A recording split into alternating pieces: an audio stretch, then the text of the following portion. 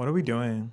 Hey y'all, it's Arinze. Y'all know that I'm an extrovert and I love and enjoy being outside, talking to people. But another aspect of being an extrovert and being outside is that I love thinking about what's impacting outside. So I was scrolling on TikTok and I saw a post of a Substack op-ed titled, "Is Community the New Side Hustle?" And I was like, ooh, hold up.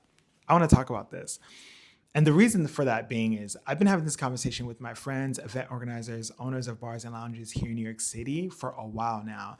And in those conversations, I've been calling this new side hustle the community as a service business model. This idea of promising a consumer a community or bringing a consumer community and asking them in return to pay for it. Now, is that new overarchingly? No. We have fraternities, sororities, social clubs, etc., right? But the proliferation of community as a service currently is due to the loneliness and the loneliness epidemic, which is talked about in that Substack article. Michaela is the person who writes it. They are a Brooklyn-based creative strategist, writer, and culture observer. So definitely go check that out. And while I think it's important for us to interrogate the proliferation of community as a service, I think another question that we should ask if this whole community as a service is not cool or people are not interested in it is how can we make building community and building relationships more organic and feel authentic? I think those two questions, the first one being, is community the new side hustle? And how can we build community and relationships that are organic and feel authentic? I think those two questions need to be asked is really due to our relationship with convenience. I genuinely believe that convenience is the enemy of community. And when I mean convenience, I'm talking about the result of technological advances in our society. All these technologies and tech companies that we are socialized to use and to be a part of our everyday life, we are so far into everything being convenient that the slight air of inconvenience brings us annoyance. We have an aversion to inconvenience. I don't think people realize the compounded effect of all these different tech companies, right?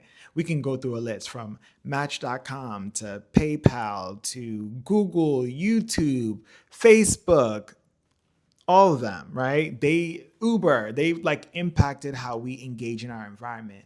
And one concept of product design, which is something that you think about when you're creating a technology, is frictionless design. This idea of how do we minimize the amount of obstacles a user experiences on their journey of completing a task or achieving a goal.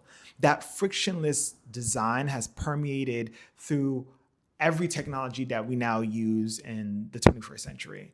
And that frictionless concept, that thing that they use in product design, is what's enabling our convenient lifestyle. That isn't necessarily our fault. We've just been socialized that way for the last 20, 30 years. Every aspect of our life has been made to be seamless, like frictionless and convenient. But when you're trying to have relationships with other people or build a community with other human beings, that is far from frictionless, far from convenient. People are an amalgamation of their experiences, their traumas, their desires, and their dreams. There will be no relationship, never say never, but the likelihood of there ever being a community that you exist in or a relationship that you are a part of that is frictionless is low. It's highly unlikely. It's probably never going to happen. But that's neither here nor there. We have gotten so used to things being convenient. And let me point out that convenience and proximity do not mean the same thing here. Convenience is about how easy it is for you to access something. Proximity is about how physically close something is to you, right? So convenience, accessibility. Proximity, closeness, physical closeness. They're not the same thing. We have been conditioned to believe that anything that brings us inconvenience is a bad thing, and that's inaccurate. It's incorrect. When you go meet somebody for the first time, your body's like, wait, there might be a potential danger here. That is normal. Your body's trying to keep you safe. Yes, it is inconvenient, but it is normal. Society conditioning us to want everything frictionless and want everything convenient is actually impacting our ability to create and sustain community, to build relationships that are organic and authentic. Because, if you're brings any type of inconvenience to our lives, it's not worth it. It's too much. Having relationships with human beings will always be inconvenient. I'm sorry to tell you. I don't know who needs to tell you, but I'll be the first one to tell you. It will always be inconvenient. And I think in order for us to consider how to build organic, authentic communities and relationships, we have to interrogate our relationship to convenience. Down with convenience. Not for all things. So I don't know. You need to go read the op-ed, but also I think endeavor to interrogate your relationship to convenience, and is that hindering you from making more fulfilling connections, relationships in your life? Yeah.